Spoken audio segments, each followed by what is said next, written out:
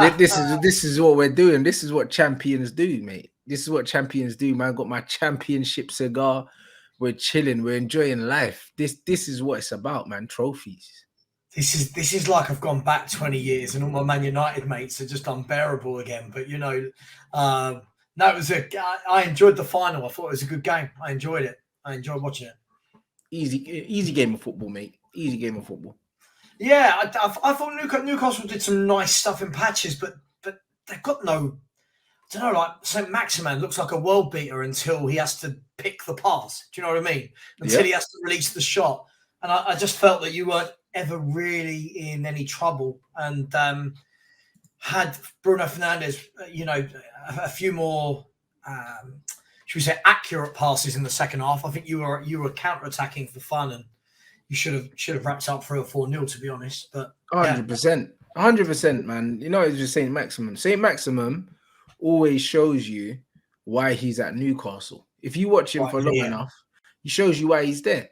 Because he's exciting, but there's no end product in it. And ultimately, at the top level, you get judged on your end product. That's what you get judged on. You know what I mean? And he doesn't have any. Like, first half, he looked lively. Second half, Wan-Bissaka had him in his back pocket, and then he ended up getting hooked.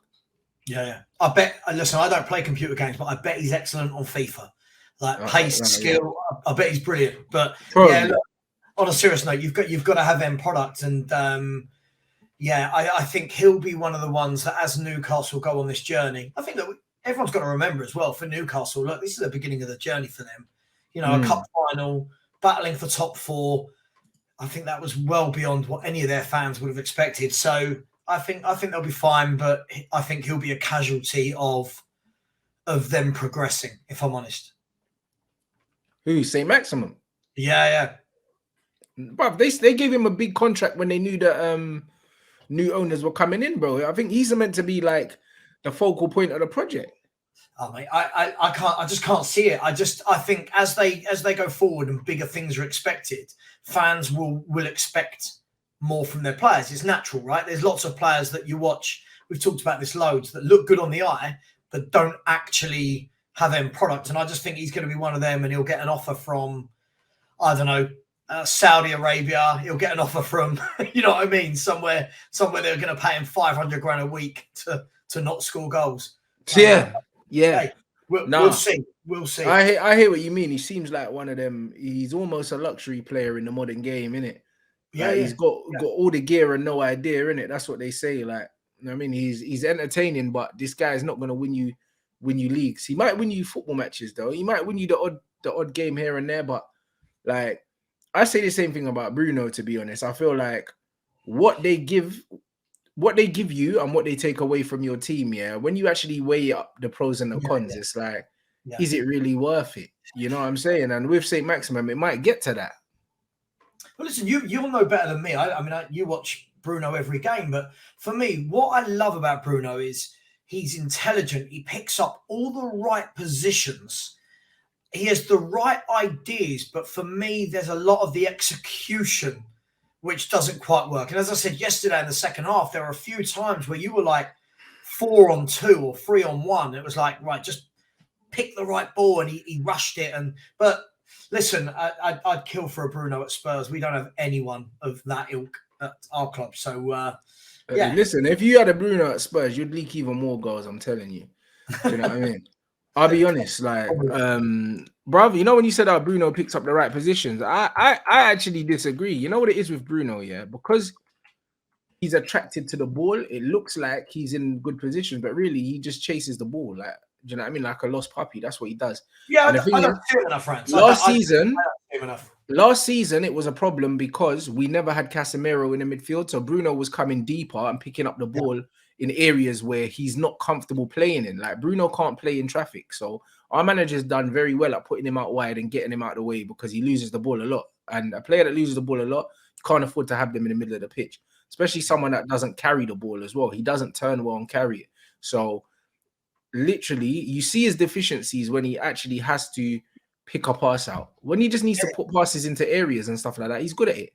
Do you know what I mean? Like, he just puts the ball into the box, etc., etc. But when he has to actually play the pass, like the pass he could have played to Sancho at the end and he didn't, He doesn't do that. And then there was another chance where he was through one-on-one with the goalkeeper. He's hit it straight at the keeper's feet.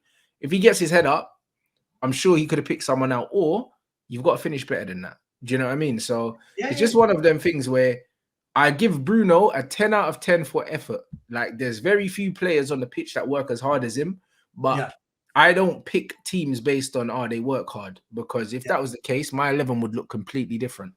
Yeah, no, of course. I mean, look, as I said, I don't have a big enough sample size.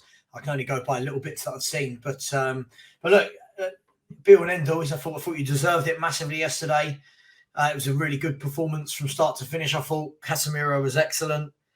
And yeah, I think you should have picked them off a bit more than you did. But listen, I could see at the end what it meant to your players and to the club. And it felt like, from your point of view, not a Spurs fan, but from your point of view, it looked like it was a kind of collective sigh of like kind of relief, and like a big weight had gone off shoulders of players, and it meant more than what normally a League Cup would have meant to a Man United, if that makes sense. Like, this is the one to get the ball rolling.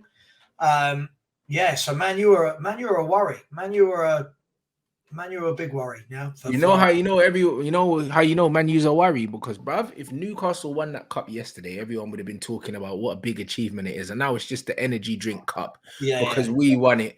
People calling him Gerard Houllier, my manager, because he's saying we had an easy run. Like, it's not our fault that all of you lot fucked it. Do you know what I mean? Like, I think man are losing to Brighton and Nottingham Forest. What are we meant to do with that? Like, we passed every test that we sat. It's not our fault you weren't in the exam hall. It's not really our problem. Do you know what?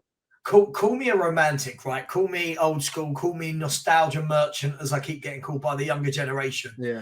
But I'm of the thought of, as a football fan, right? As a football club, we want to see trophies, right?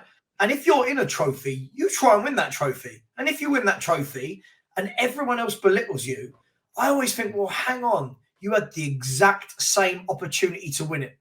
Yeah, it's like, for example, so if I look at the Conference League last year, and people are turning around and go, oh, there you go, Spurs sacked Jose, first year with Roma, wins them a European trophy.